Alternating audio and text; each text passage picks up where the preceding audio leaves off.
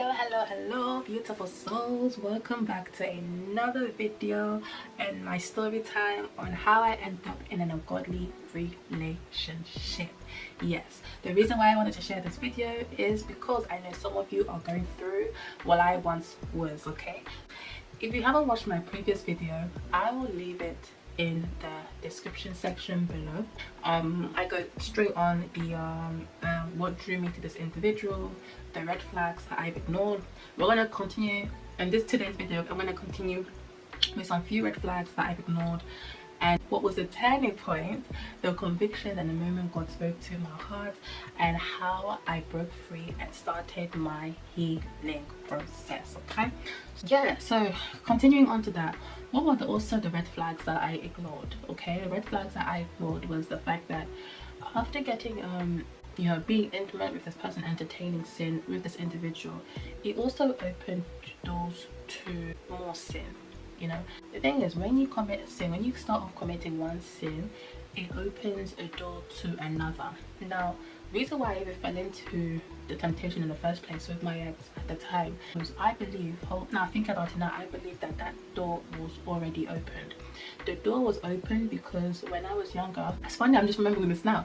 When I was younger, actually, I remember like back in school, and there was these boys that were talking about like X-rated content, and I was like, what are they talking about, right? And they would literally like play it in school. Now I don't know how they even were able to do that on the computer, but they were able to. So I remember going home back at the time, internet wasn't internet, like it wasn't the kind of internet we have now. And that's when like watching X-rated content, pornography, if I put it that way, isn't of God, because why was I sneaking out of my room, going into my dad's laptop to then play those X-rated content? When I first watched these content, I was first shocked, disgusted, as well as intrigued, and also just like curious at the same time. You know when they say curiosity kills the cat, right? I was definitely curious and I wanted to know for myself, so I watched that. That was the first time watching X-rated content. I got into trouble because basically my dad was looking back at all the histories and he saw there's X-rated content. I got into trouble and he gave me a whole lecture, and then I was like, okay, cool. Did that stop me? No, not really, because years later there is temptation came knocking at the door. Especially now you have access, you have a phone, you finally get given a phone, and you finally have those access on your phone, right? Temptation definitely creeped up on me at some point, and here and there, I come across those videos and then I would then switch off and go to sleep. This is why it's very dangerous when you watch these kind of stuff, especially at an early age, because it does open doors, and especially if those doors were not closed at all, it will eventually creep up on you, if not in that very moment, definitely in the future. Okay, so eventually those temptations did creep up on me in my adolescence, when I was a teen, in my early adulthood, and then obviously when I fell into sin with my ex. We get tempted, which makes it easier to fall into sin because those doors were already open. It's like leaving a crack of door open and not shutting it completely. So slowly after a while it will start to enter, because I remember even during that time I would have prior to even getting into a relationship with my ex, prior to even like other stuff which I'll get to in a bit, I would always fantasize about guys. Like I would always be laying there just thinking about men, thinking about like my fairy tale story, like my Cinderella story, of these kind of lustful stories that you play in your head. Those they are not normal. That's like the enemy feeding you, like adding seeds to entice you to actually eventually fall into sin. So I would have these fantasies in my mind. So when I obviously got into a relationship thinking, oh my god, finally it's coming to pass, finally I finally have a man, then you fall into sin, and then that's that. On top of that, I would watch those X-rated content. I'm not proud to say it, but it is fact, it is what it is. I would watch it. I think I would say maybe like 2 years into the relationship. Again, curiosity kills the cat. Curiosity got the better of me, and then I got into self-pleasure. Yes, not proud to say this, but it happened. Glory be to God, Don't do that. We don't do that here no more. I don't do that here, and I thank God for that. I thank God for his deliverance. Don't watch X-rated content. I don't do self-pleasure. I don't entertain men. It's against God's design, actually. If you guys don't realize it, pornography, masturbation, all of that is a sin in itself. So if you don't close it, it will only get bigger and bigger, and by the time you realize you have all these unclean spirits, issues, problems rushing through that door, making it difficult for you to like try to shut it because they're all rushing in. They are now a tenant, unwanted tenant, I can put it that way, because they're like a nuisance. They're just there occupying your space, and you're just like, this is too much, this is pollution, like you need to get out. But because you're not spiritually strong, you're not spiritually there, because you're not spiritually strong, they'll just keep coming in and just basically occupy this unclean spirit, occupying your space, making it difficult for you to let go of sexual morality, let go of fornication, let go of watching X-rated content, self-pleasure, all of that stuff, right? Because they are a tenant. And then the worst part of it is you're quenching the Holy Spirit. At the time when I started off, I thought this was normal, everyone is doing it, right? But there was also a part of me that just didn't sit right, because I'm thinking to myself, after I've done what I've done, why do I still feel guilty? Why do I still feel like I've done something wrong? But because everyone is saying it, like I would even do research on my phone, I'd be like, is this normal? Some people would say, well, most people just like, it's totally normal. This is just religious system trying to suppress us from not exploring our body. Well, I'm not thinking, okay, maybe this is normal. The Holy Spirit told me otherwise. He was definitely convicting me during that time and telling me this is against God's design, right? So I definitely struggled in that sin a lot. Actually, I actually struggled with that sin even after I had broken things off with my ex, but I'll get to that part in a bit. Actually, following on, so that was another red flag. Okay, was opening of doors to other sin, and not even just like sexually, but just in other areas of my life. Like I was becoming short-tempered, becoming angry, just becoming depressed, fear, irrational fear as well, which is another thing. I could not sleep in the dark. I mean, I've never really could sleep in the dark at a very young age, but I just my fear heightened even more when it comes to darkness. Not everyone should you be dating. Some guys legit have demons attached to them. So when you are in a relationship with this person and you become intimate with that person, not only are you're dealing with your own demons, but you're also dealing with theirs as well. This is a spiritual warfare, guys. This is a spiritual warfare. This isn't just about whether you're dating the right man or the right man or woman, but this goes beyond physical. This is a spiritual warfare. You know, the enemy comes to steal, to kill, and to destroy. That's the aim. That's his goal. So he's gonna try and bring you down, especially if he sees the light in you. He sees who you can become, who you will become in Christ Jesus. So what is he gonna do? He's gonna bring people in your life to bring you down to hell with him. He will bring ungodly people in your life who disguise themselves as a Christian. They will entice you, give you love, show you all these beautiful stuff, and then once you get comfortable, bam, they've got you. Do not be weak like I was then, okay? Because I was definitely weak then. Be spiritually strong. Put on the armor of God to stand against the tactics of Satan, okay? So always remember that. On the other hand, he was there living his life, doing his own thing, all that stuff. But I found myself becoming miserable. Over time, I was just becoming miserable. Now, when I broke up with him, I didn't break up with him to break up with him, okay?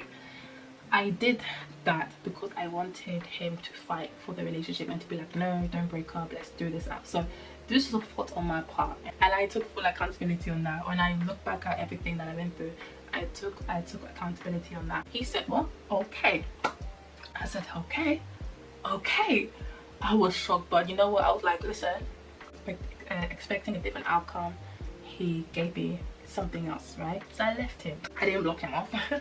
I did see him again like a few months later at a friend's party. So we were broken up for like 8 months, which had given me enough time to like move on. But because we were communicating with each other, obviously that didn't help out, right? So we got back together. I was still going through attacks. Even when I did break up with the guy, I was still going through demonic attacks. I was still depressed. I was still anxious. I was missing the guy on top of that. Like, I was just, my head was scrambled. My head was all over the place. Obviously, on top of that, my relationship with God was not there. It was non-existent. The amount of conviction that I was experiencing during that time that I just completely ignored, you know, like the amount of time God spoke to me, warning me, and I completely ignored it. I would go to sleep, guys, and not even pray. That one specific part of my life, my story, mind-boggling part, is that I would literally go to bed and not pray, or at least repent of my sin, and I will go there and sleep. And you're probably wondering, yeah, but why wouldn't you? Why didn't you pray? Because I was ashamed. Shame. The thing is, sin brings shame. Sin brings shame. Because of that feeling, I was too ashamed to run to God. I was too ashamed to face him, to surrender it all to him, to ask him to forgive me. I was ashamed. So I was like, I'm not good enough. I'm not good enough to be at the presence of the Almighty. I'm not good enough to be before his throne and to repent of my sins. I would lay on my bed and I would literally expect the worst. And that was another red flag. It's like we just could not relate. First of all, one of the factors, like, he was 11 years older than me. I was 21, turning 22. He was 31 when we met. So we had nothing in common. And outside looking in, the only thing that kept us together was the intimacy, was the fornication, if I could put it that way. That was the only thing that was keeping us together. Otherwise, we had nothing. Nothing in common. And there's a lot of relationships that would not stand, that would honestly not stand together if you remove the fornication, the sexual immoral stuff. If you remove sex out of it, period, they would not stand. Another red flag, that whenever, like, for example, my mom would speak about God, or my mom would be praying, my mom would ask us to pray, for example. Whenever my mom asked us to pray, my mom would be singing gospel music. I would get like this feeling of like just the urge to tell her to just stop. I would just be like, oh my God, why do we have to pray for? Why do we have to pray? Right? There was definitely an unclean spirit in me that just did not like prayer, that just did not like just to hear the name of Jesus, or even just like listening to gospel, that just didn't like the presence of God. Though even just to hear the name Jesus, I was like, that's not normal. And I thought, is there something wrong with me? That's when I knew something was not right. Something was honestly off. So we got back together and things started off okay. I thought everything was under control. I thought, you know, he is serious now, right? What was the turning point, if I can put it that way? One day I was so miserable, I was so done. I was like, oh my God, like, I'm just so done with life. I think at some point I probably just came a little bit suicidal as well, and I was thinking, oh my God, what is wrong with me, right? One day out of the blue, I just thought, let me watch Gospel of John, leading to the part where Jesus was being crucified, or being beaten, crucified on the cross. I got a tug in my heart, a beautiful one at that, telling me, come back. Just come back. Come on, just come back. I'm still close. I haven't abandoned you. Return to me. I've tried everything humanly possible to make these dreams go away. I tried to see maybe I could change my sleeping habits. It wasn't working. I tried to stop committing certain sins. It wasn't working. I said, I can't do this. And then when I watched the video of Jesus, it made me realize that, oh my goodness, like, he did all of this for me, right? So I said, you know what, I've tried everything humanly possible. I did things my own way. It didn't get me anywhere. I was broken. When I tell you, when I was broken, I was broken. I just laid it all out to him, and I was like, God, I'm coming to you broken. I am sorry. I don't know what came over me. I don't know how I allowed this to get this bad. I literally confessed it all to him. Now, at the time, like I mentioned in my last video, I didn't know whether I was a born-again Christian or not. I couldn't remember for the life of me, so I just thought, since I'm here, I might as well just confess it, that I believe you are my Lord and my Savior. I gave it all out to him. I confessed my sin, and that was it. And from that point on, the rest was history. After that, I started to take my walk in God seriously. At that time as well, I wasn't really seeing my ex that often either. So I was spending a lot more time reading my Bible. I was spending a lot of time doing some prayer and fasting. I did my first prayer and fasting with my dad. So I spent a lot of time in the Word. I started to cut down on the secular music that I was listening to, and also started listening to more gospel music. And those last few months that I had were just solely with God was honestly the best thing. Like, I was in my honeymoon phase. Here's the problem. Like I mentioned in my other testimony, I was still in this relationship. I would have honestly I would have first asked him, where do you see us going? I would have asked it very early on, because at this point we had just gotten back together. So I would have asked him, okay, where do you see us going? At this point, this is my walk of life, blah blah blah blah blah. I'm doing this and this and that. I am planning on practicing my celibacy journey. Actually, I did tell him all these things, right? And he was like, oh my god, that's really good. That's really good. I'm happy to hear that you're focusing on your celibacy walk and all of that stuff, yada yada yada and all that. Not once did he mention, oh, I'm gonna join you, I feel like this is probably the best thing for us to do as well, blah blah blah, maybe we should work on boundaries. Nothing. Another warning sign that I ignored. But again, like I mentioned, I just, became a born again. I was still a baby Christian, so I'm still figuring it out. One thing about being a born again Christian, you're not gonna have all the answers all in one go, right? It's gonna take some time to like figure some things out, right? To figure some things out, yes, you're gonna fall, trip a few times. That shouldn't give you the reasons to then be like, okay, I can't do this anymore, I cut the cameras, right? I'm gonna just go back to my old ways. He was like, oh, I'm so happy, but he never mentioned anything about that, like he wanted to join me in this journey. I left it at that. Now, that should have just been a good enough sign for me to be like, let me cut it off, right? Trying to figure things out, so I thought maybe I can still hold on to God then, and also try to make this relationship work.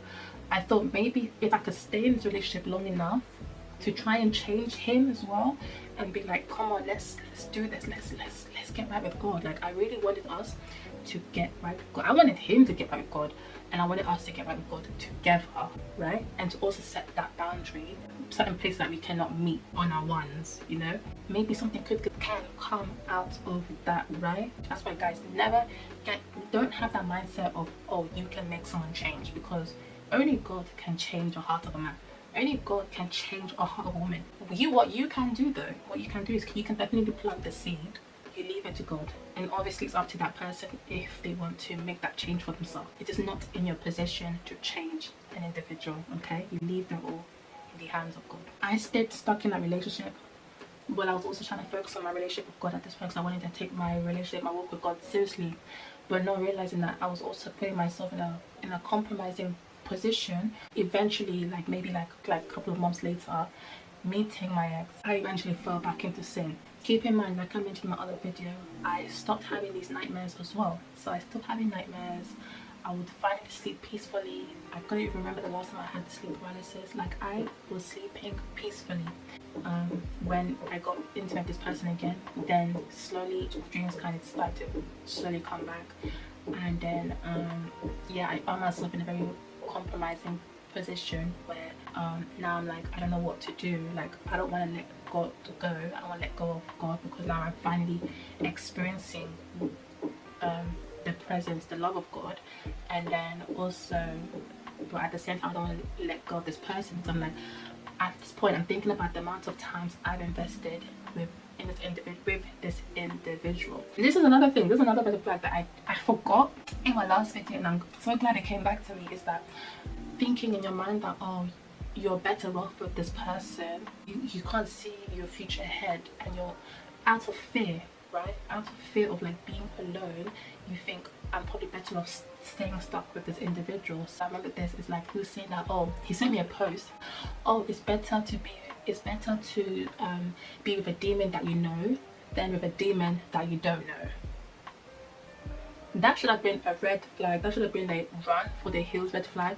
And this was shortly after we got back together, right? So he was telling me it's better, like, he even agreed with the post. So there are people that do try to convince you or to manipulate you in thinking that you're better off with them. So when I tell you, this is me outside of that relationship, guys, I've achieved so much in the space of 3 years.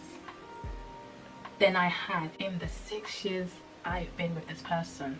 Not only have I grown, my relationship with God has grown a lot, and I'm still growing even to this day. I'm not perfect, but every day I learn something new. Every day, even when I make videos like this, I learn something new every day. I was able to achieve a lot in my career. But yeah, that was a red flag, was that he instilled this like fear in my mind of like, oh, you're not gonna find anyone better than me. At this point, at the time I didn't know better. Now that I've given my life to Jesus Christ, I'm reading the word. Now I'm in the mindset of like, okay, I know better. I need to act fast. It was just a year of just reflection, just thinking, what if this isn't the will of God?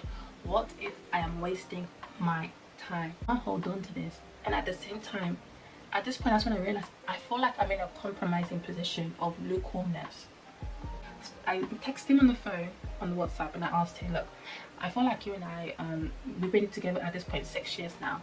You know, my intentions is to get married and to eventually have kids in the future, to build a home.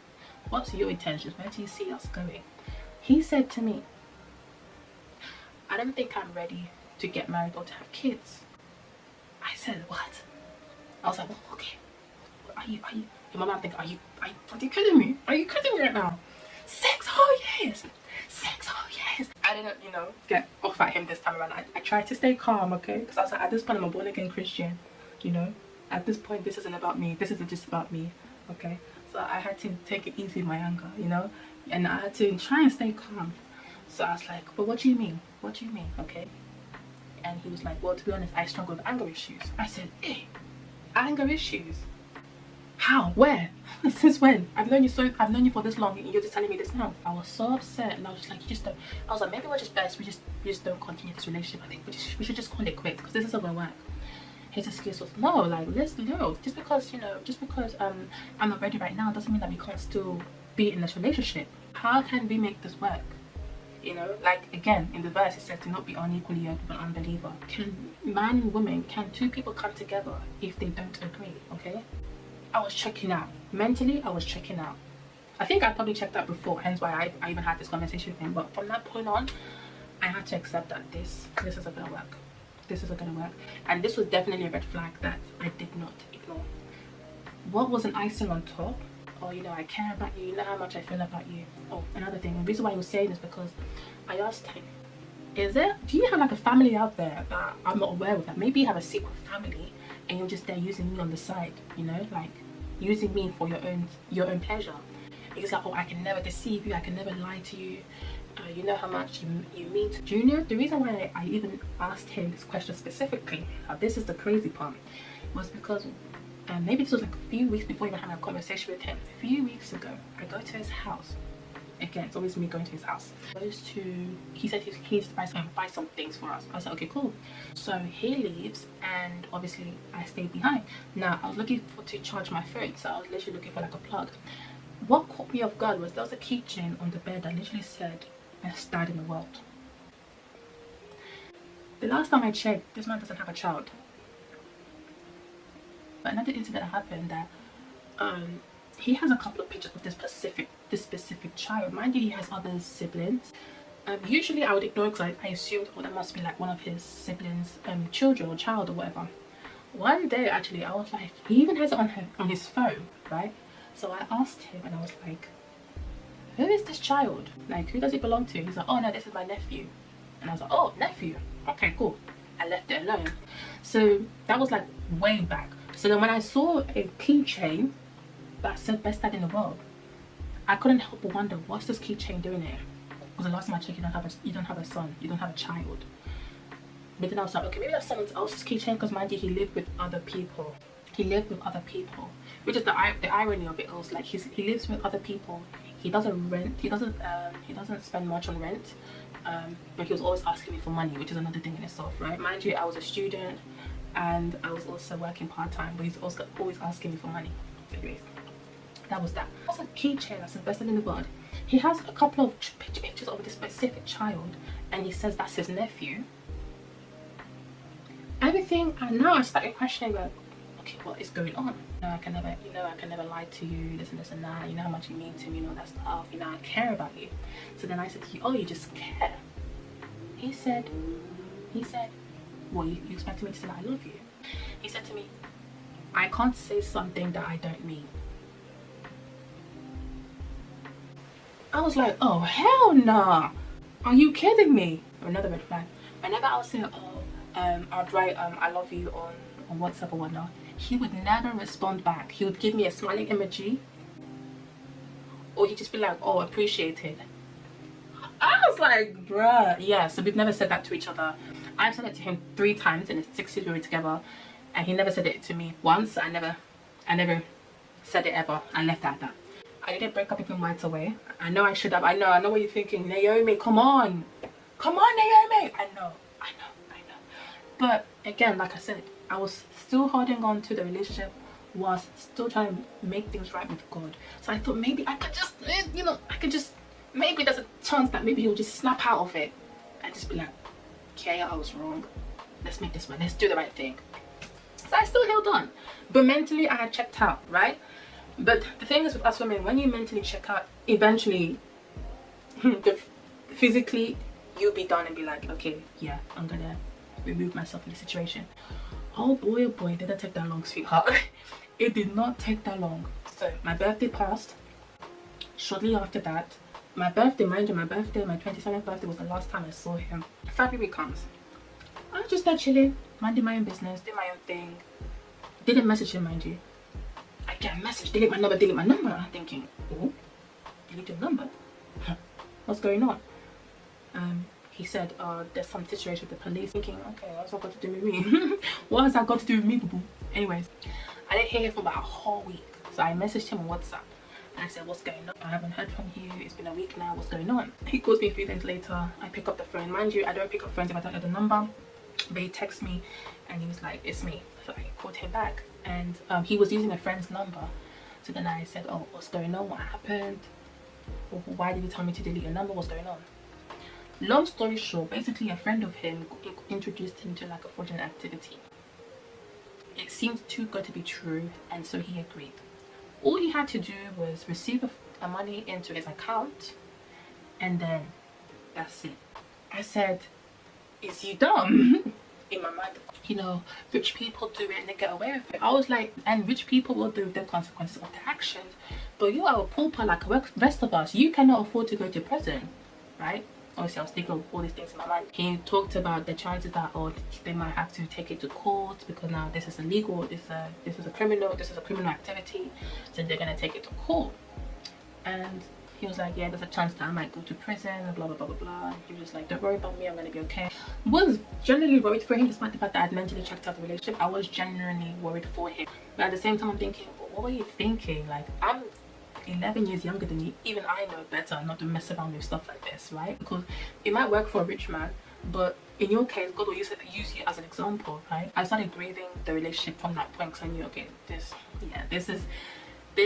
relationship is gonna come to an end eventually, because I can't deal with this. And on top of that, I can't date a prisoner. I'm sorry. I know it sounds rude to say this, but I can't date a prisoner, because I'm sorry, but who did I send you to go and do fraudulent activities? Did I send you to go? Anyways, a couple of days later goes by.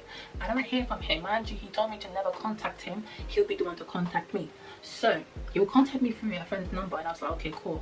So anyways, he contacted me. He was like, yeah, they're asking me for money for £250 for a lawyer. And I was like, oh, do you know anyone that could give you that money? And he was like, well, I tried to get to my family, but they're not they said they don't have the money. And I was like, okay, cool. He was like, is it okay if you can give me money? I was already done giving him money, because like, I'm always giving you money, like, come on now. But because he said he needed help, I didn't know how serious it was. Well, he made it seem really serious on the phone. I was like, okay, fine. So I sent him money. Didn't hear from him for 2 whole weeks. 2 whole weeks. I speak to my friend. What she said to me was, when I felt like there was a shift, right? And instantly, for the first time, I could finally see clearly for myself. she said something to me. I'm not going to go into details because it also involves her personal life as well, because it's personal to her as well, like what she was going through. So I'm not going to go into the details, but she said some things to me and it really got me thinking,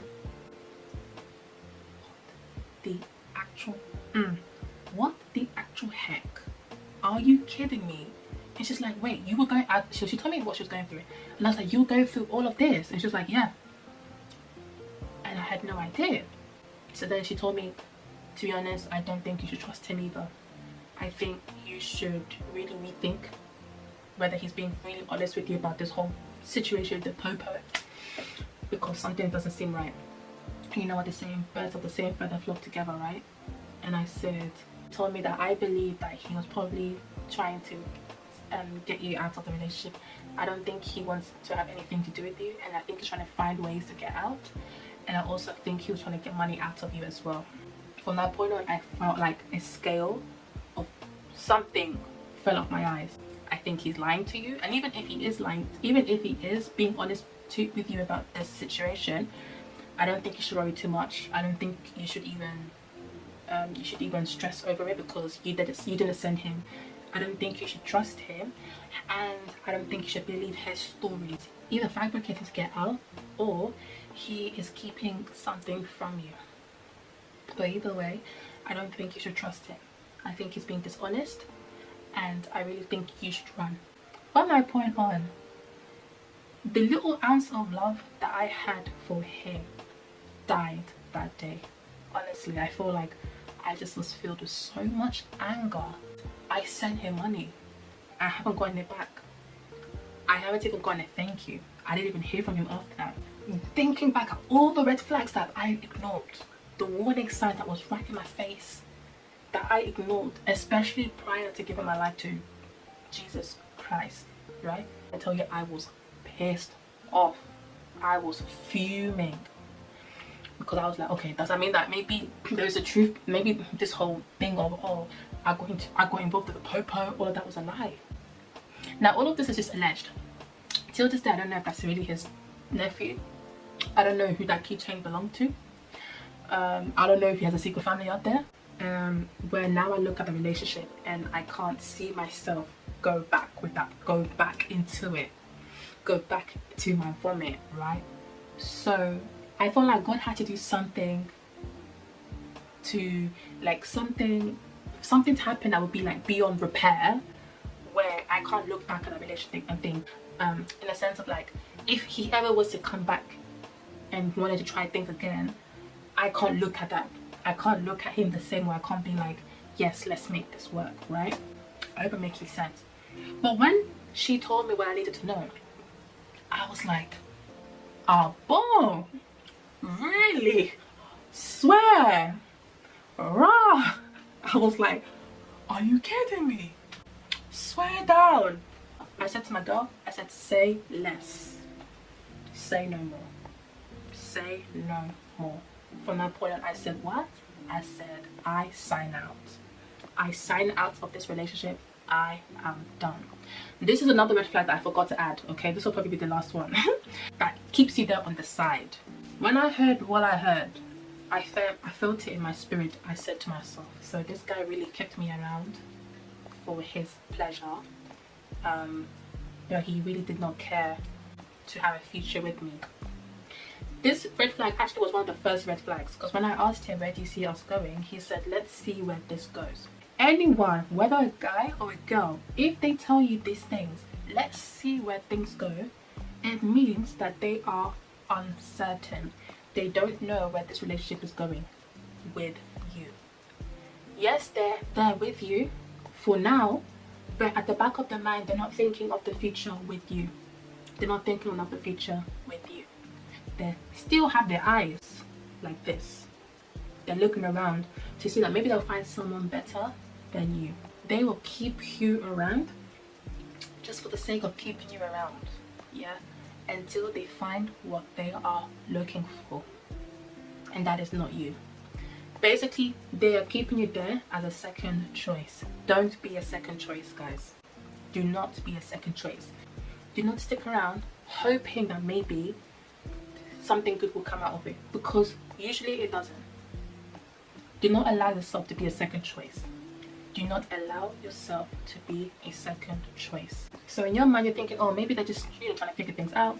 To them, they're thinking, there's a better option out there. Meaning they're using you as a placeholder. They're using you as a placeholder whilst looking for their potential dream man or their potential dream woman. Maybe you're a guy, for example, you might be, working, maybe you work in a very decent, good job, it pays good, it pays well, and you're trying to hold it down. To her, she's thinking, yeah, this guy, he seems cool, he seems nice and all that stuff. In her mind, it's like, this isn't good enough, I need more. Maybe she's looking for more materialistic stuff. Maybe she needs someone that buys her designer stuff, takes her on a yacht and stuff like that. So she'll still have you around, but she's also going to look around and see what's out there for me, what's out there for her. The same with the guys. Guys, they keep you there around for their own pleasure, sexual pleasure especially. They'll keep you there for the time being. Maybe you cook food for them and they'll be like, oh, thanks babe, all that stuff, I appreciate you. But at the back of their mind, they're thinking, okay, she's cute or whatnot, she's great, like she does all these things for me, but I feel like there's more out there, there's more options. I need to look around and see what's best for me. They don't care about you. It's all about them and their selfish desire. It's about what they can get out of this relationship. They don't care about building a relationship with you, becoming one in flesh, and building that relationship with God, with you by their side. They don't care about that. They're not even thinking about that. It's all about them and themselves. And they'll keep you there as a placeholder. They'll have you around because just in case they don't find someone that they are looking for, their dream man or their dream woman, well, at least they have you. Yeah, unfortunately, there are people that would only be with you for the time being, use you as a placeholder, and then when they find someone better, then they will move on to the next. And this is why you sometimes find people, they break up and then the partner, the person that they were with, had quickly moved on to the next person. Within the space of months, they are married to them. Some people would even make your lives miserable in the relationship. They will do things to you to make you complain or to make you miserable, upset, whatever it may be, so that you would then be like, you know what, I don't think this is working. So that way you would then be like, yeah, let's just break off. To you, you're like, I'm done. To them, they're like, finally this person has released me. There are people that do these things, unfortunately, and this is why I ask you guys to pray when you get into relationships, when you're getting to know people. Pray and ask God to guide you and be spiritually strong. I will say that I was not strong enough spiritually, hence why I felt like God eventually came to my aid and removed me from that relationship completely.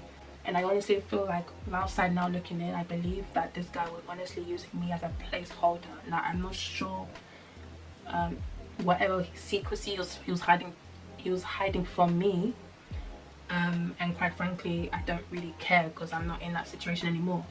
But I wholeheartedly, regardless of what he was keeping from me, I honestly believe he was using me as a placeholder, and he kept me down the side just for the sake of it. I thank God that God took me out of that relationship by force. He literally dragged me out. He was like, Naomi, enough, and literally dragged me out of that relationship. But that was the turning point. That's what happened. The scale fell off my eyes. I instantly had this instant like, okay, I'm done, I can't do this anymore. And that was it. I was extremely angry because I look back at all the years that I wasted with this person. I'm thinking, oh my God, how did I ignore all these signs? When you get intertwined with someone, all common sense, so you kind of somewhat lose your sense of self. You kind of start to lose common sense. Was extremely angry. I blamed myself for a while. Actually, I constantly blamed myself. Then I remembered one thing, and I remembered that I can't move on if I keep holding on to this past. So I invited God to heal my heart. I asked God to forgive me. I was still living in sin. I was still trying to compromise, basically compromising my faith. So I had to lay it all out to him. I had to confess my sin and tell God that, please, I'm sorry, I was ignorant. I want to do right by you. I want my time that I have being single, I want to focus that time on you. I want to dedicate my time on you, my hours on you, to rebuild what was broken. So I laid it all out to him. I confessed my sins. I said, I don't want to do this anymore. I am done. I said to God that I will walk in celibacy from now on. Even at the point of death, I don't care anymore. I don't want to do these things. It doesn't please me. It doesn't make me happy. I want to live in freedom. I had to forgive myself and stop beating myself up every single time. And I had to forgive my ex. Yes, I had to forgive him, because in as much as I was like, at the time I was like, I don't want to. But this is not about feelings, it's about decision. I didn't do this for him, but I did this for my own peace of mind. I had to forgive him, and I had to lay it all out to God. I said, here it is, take it. I don't want it anymore. So God started working in me, and it was a long process. Like when I was completely walking in my celibacy journey, I started it off properly, let's say about maybe a couple of months after I broke things off with when I ghosted my ex, because I was still dealing with like watching adult content, and then obviously self-pleasure and all that stuff. So I was still dealing with all these things. But after like a few months, I had to like God, I had to admit to God that I'm struggling with these areas in my life. And so I laid it all out to him, and that's when he started working in me. I had to practice self-control, self-discipline, whilst at the same time reading the word and allowing God to start his deliverance and healing in my life. Yes, I went through countless of deliverance prayer. I have been living in freedom for over 3 years now. Over 3 years. By the time this video goes up, I think it'll be 4 years now by the time this video goes up. Now, in regards to my ex, I wish him well. I really do. I have no hate or any animosity towards him. As a matter of fact, I hope and I pray for his sake that he builds a genuine relationship with God, that he repents of his sin if he hasn't done so yet, and turn away from sin. That's my prayer for him, is for him to turn away and to come to Christ. And you know, it's like it says in the Bible, the Son sets you free, you are free indeed. And God set me free. It took 6 whole years. It took 6 whole years, but it was definitely 6 whole years of learning. Yeah, my relationship with God has completely improved. I also just love, when I think about Jesus, he just makes me happy. And I am just so grateful that he has allowed me to be here. This is my advice to anyone that is going through this. Hope is not lost. You are not too far gone. You are not too far gone. God can still free you from the shackles of an ungodly relationship that is holding you bound. You have a gift, you have a purpose, you have a mission on this earth. And until you let go of this ungodly relationship, you will never truly see the power of God working in you. Some of you have a calling. The enemy will hold you there, hold you chained up, because he sees the power in you, that you have a calling, that you are blessed, that you have a mission, and that mission is to bring many souls to God. So what's he going to do? He's going to bring distractions to hold you there, and to also bring you down to destruction with him. Once you become a born-again Christian, once you become a child of God, you have an identity. Your identity is not in this relationship. Your identity is in Christ Jesus. Repent, come back to him. You are not too far gone. Whilst you are still alive, you still got a chance. He is knocking at the door. He is calling you to come home. I have come home to my Father, and I pray the same for you today. So that's pretty much the end of my video. A very long video. Damn. I really hope you guys enjoyed this video and learned something from this video. And if this video has blessed your heart, please do give me a thumbs up, share, comment and subscribe. Keep walking in faith, stay within the word of God. So please do read the Bible, and remember that your life is still being written by the author of life. Yes. Now I got to go because my friend is actually texting me right now, and she's asking me where I'm at, and I'm like, girl, we're not meeting up until 6:30. It's almost 6, so I'm gonna be there. Anyways, I will leave you guys to it, guys. I will leave you guys to it. You guys take care, stay blessed, and remember one thing in life: what Jesus really and truly loves you. Don't keep him waiting.